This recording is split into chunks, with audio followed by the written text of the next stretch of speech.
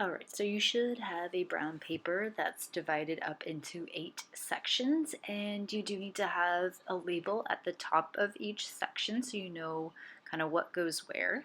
We are going to start out with hard edges and soft edges, and then we're going to proceed into some difficult texture.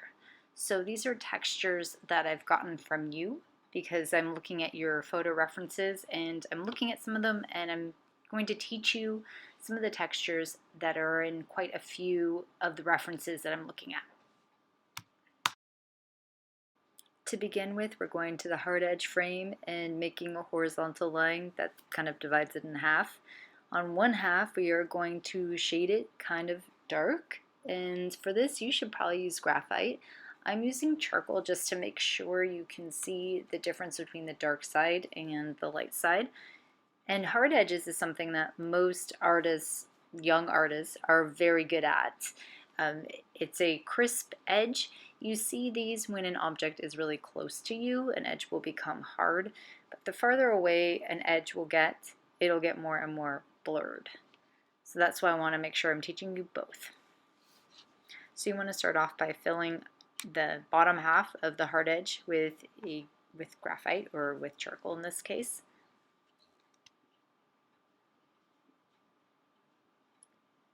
Once you have the bottom half completely filled in, you can switch to the top half, which is going to be done in white.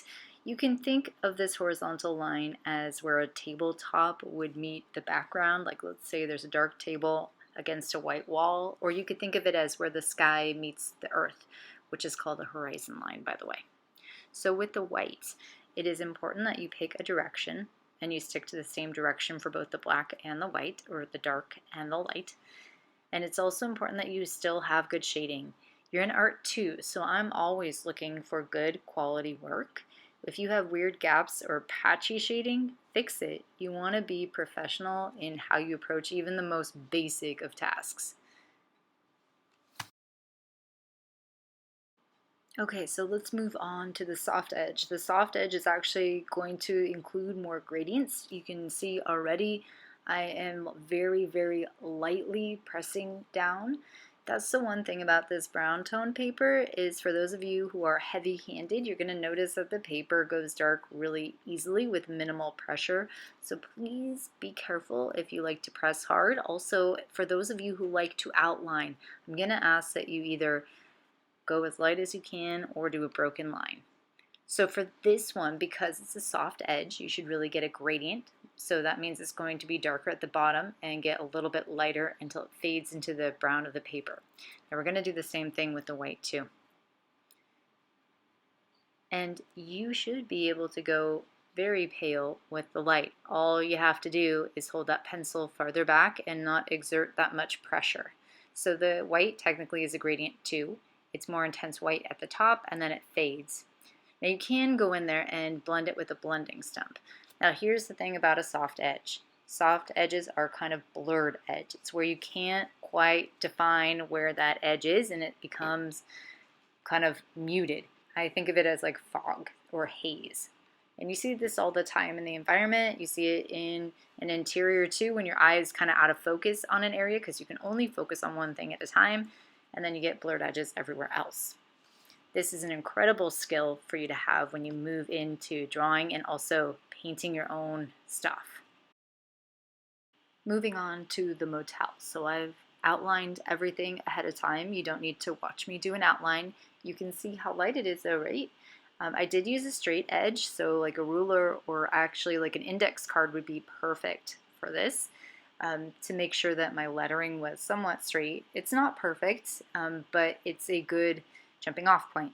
So we're doing the neon side because we're looking at texture, but here we're actually looking more at light pattern because most of the textures in here are going to be smooth, but we're trying to create that glow effect that neon lights get as it gets dark outside.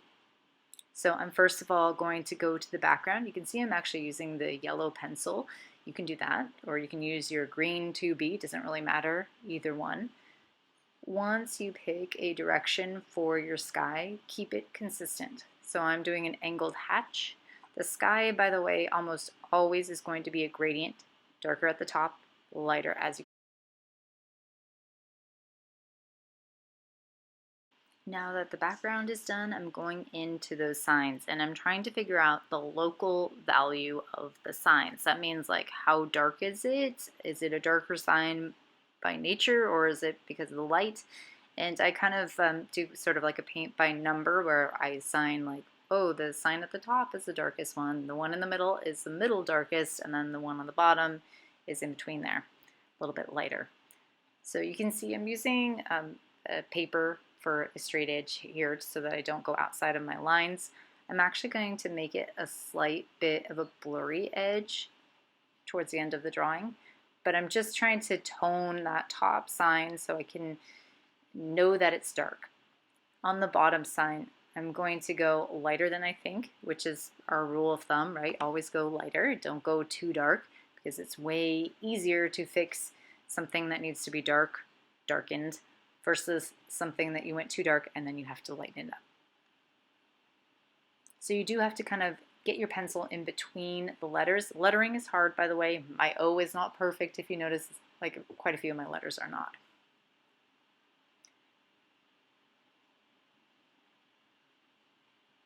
When you're doing this, you want to see the gradients that are happening within or in between each letter. So you have to look really closely at the photo reference. Like at the back of the L, it gets really dark as it drifts off paper. There's kind of a curve to that sign. I did crop this image slightly. So you want to start off light and then start to build up the graphite. And I'm doing this demo completely with graphite, no charcoal. But because of that, the graphite did get really shiny towards the end because I had to use the 8B on that top sign with the cactus in it. One thing that is important is that you go around the letters. You don't try and outline the letter with graphite because you're actually going to do that with white. So you leave a gap around it. It's also important not to actually outline. Like the cactus, you don't want to have a hard outline. I shaded up to the edge using an angled hatch. And you can see I'm actually doing that for the text too.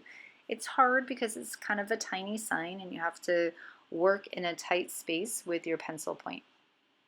Okay, once you're satisfied with the darks, then you can start to go in and pop the lights too. Remember, you want to have about 85% of the graphite shading done before you actually pop the white in. So you want to make sure that there is no graphite, that you're accidentally like layering graphite and then putting white on top of graphite because that'll blend. It becomes tricky in this space. There is a new tool though that you have in your box. It's a white little eraser and it goes on the end of a pencil. That has a really nice edge and it won't leave any weird like shavings or crumbles onto your paper. That's what I would use to clean up your letters.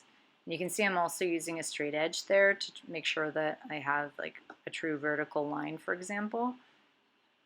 Even so, they're not like perfect, but you want to get that glow and think about how light works. So at night, there's usually kind of a halo effect where the neon itself will be the brightest point and everything out from that, like you can imagine the light radiating away from the neon.